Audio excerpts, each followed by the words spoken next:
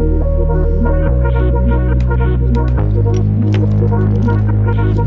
it when my doubts and my fears swell up like away. See me struggling to get out of bed.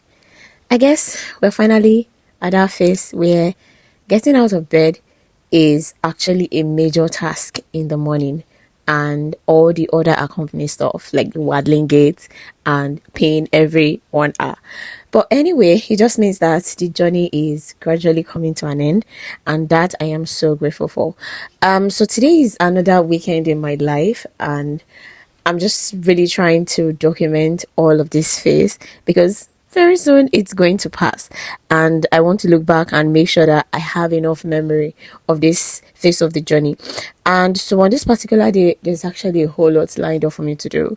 Today I'm going to be doing my maternity shoot, my birthday shoot, and all the anniversary shoot. And believe me, I actually decided to do the 3-in-1 shoots because one, it's more economical, it's more time saving, and really I don't actually have the energy to keep sitting for various, doing my makeup and doing photo shoots on various days when I can as well do everything all at the same time, especially because my wedding and my birthday all falls in June. So I just decided to kill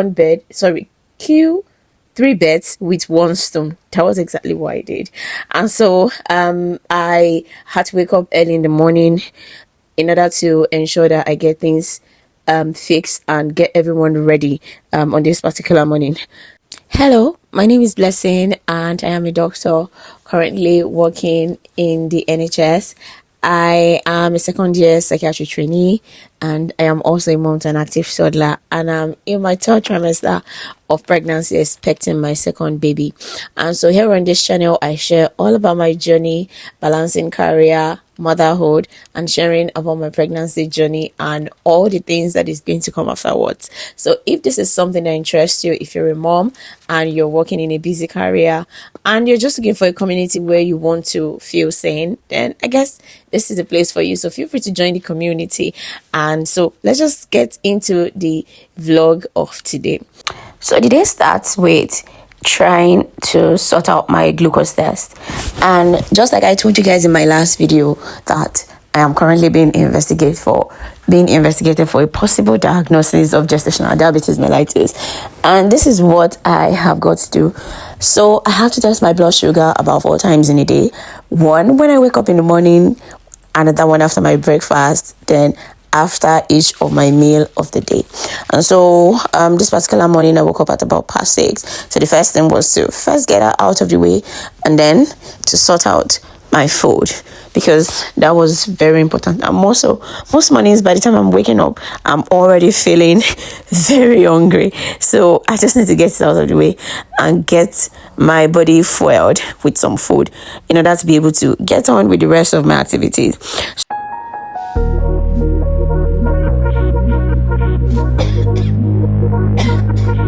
hate it when my doubts and my fears swell up like the ocean. It feels like I could drown in my tears. Everything's overflowing. Scared that I won't get it right, get it right. My nerves are working overtime. Tell myself to calm down and breathe. Step out of the shadows into the fire. Don't be afraid to go out on the wire. Live in the moment, turn it louder. This is what you're made for. You just gotta be fearless. You just gotta be fearless. You just gotta be fearless. You just gotta be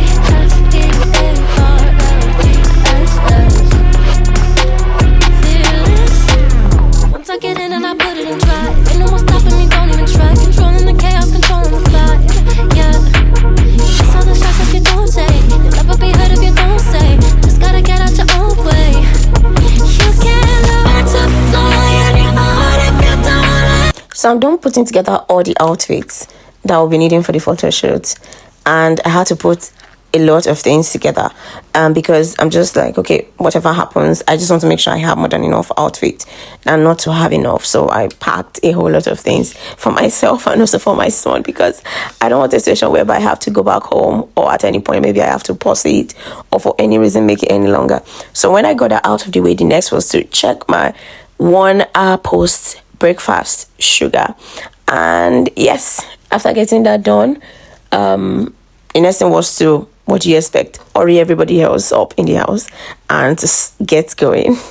Having to go to the makeup artist's place first, getting my face done, and then going to the photographer seemed like a whole lot of work to me.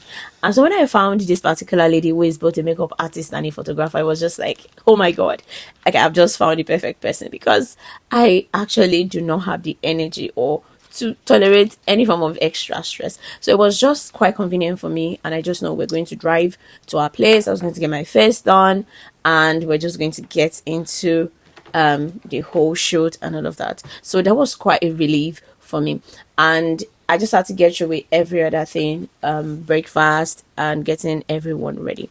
So really, about my glucose testing, I think initially I felt a bit like, oh my god, pricking myself every morning is so annoying, but I think I'm kind of getting used to it. Yes, and also thinking about the greater good, I think it kind of douses the pain. Who is making noise in that place? Eh? Who is making noise there?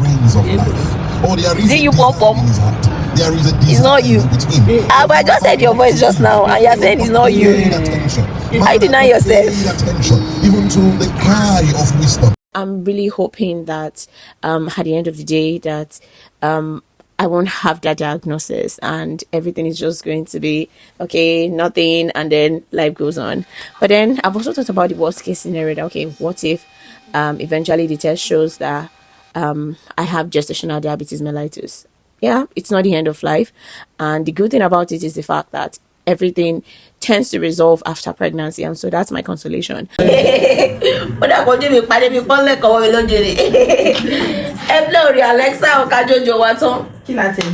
Moses, please play music by Moses.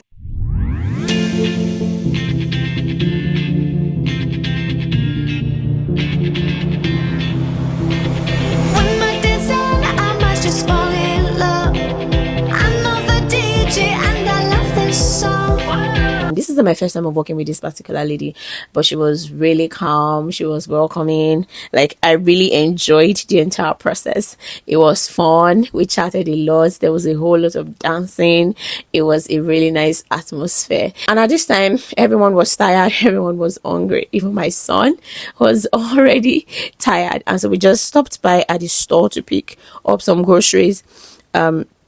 So that we can make something when we get home. And so when I got home, the first thing I had to do was to check my glucose after lunch, because I already had my lunch at the photographer's place. And I decided to also prep some salads for myself, and I also prepped meal for every other member of the family. And so we all had our food and everyone crashed. Because we were already tired, so everyone slept, my husband, my son, and everyone decided to get some rest. And later we had evening food, and I also had some other activities and some other chores to do in the house. And finally it was evening, yeah, and I had to take off my makeup. Finally, it's time to take off my makeup. Ooh, let's see how this goes. I think the first thing I might have to go off is my lashes, because doesn't feel comfortable. So this was it. Yeah. Usually when I go for a makeup, maybe when I have like a makeup for a shoot, the moment I'm done with that shoot, I get it off my face. And that's because a lot of makeup artists that I have used in the past, I don't know, sometimes the makeup is usually like very heavy or sticky or mushy, that by the time it's on your face for a few hours, you get like, it's not looking good. So I told this particular lady that this has been my experience, and she said, oh, that can we try out something? How about I carry the makeup till the end of the day and then give her a feedback? So now it's time to finally check my post dinner blood glucose, because that's the last one I'm going to do before I sleep, and then I continue again tomorrow morning. So yeah, it's actually been a long day. I am tired, and tomorrow I am working, so I need to go and stretch my legs and my body. So let's just get this over with. Yeah. Let's try this.